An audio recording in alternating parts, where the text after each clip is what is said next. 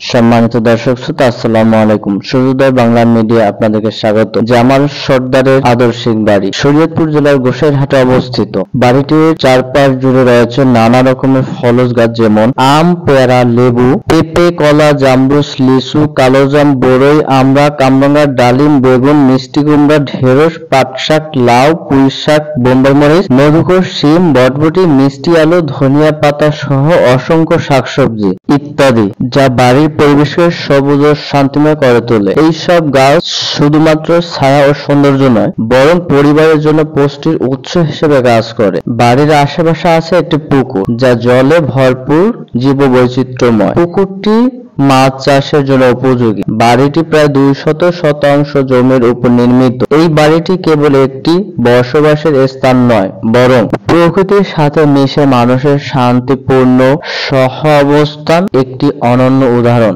বাড়িটি সবুজে ঘেরা সমারোহ। জামাল সর্দারের বাড়িটি একটি আদর্শিক বাড়ি। বাড়ির উত্তর পূর্বে একদম খোলামেলা আবহাওয়ার সাথে মিশে আছে।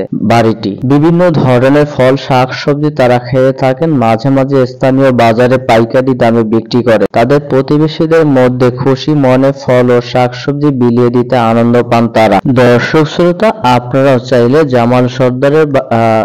জামাল সর্দারের বাড়িটি দেখে যদি আপনারা অনুপ্রাণিত হয়ে থাকেন, তাহলে সবুজে ঘেরা সমারোহ বাড়ি আপনি তৈরি করতে পারেন। বাড়িতে বিভিন্ন ধরনের ফলজ গাছপালা লাগাতে পারেন। বাড়িতে সবুজ শাকসবজি চাষ করতে পারেন। সম্মানিত দর্শক শ্রোতা, ভালো থাকুন, ভালো রাখুন চারপাশের সকলকে।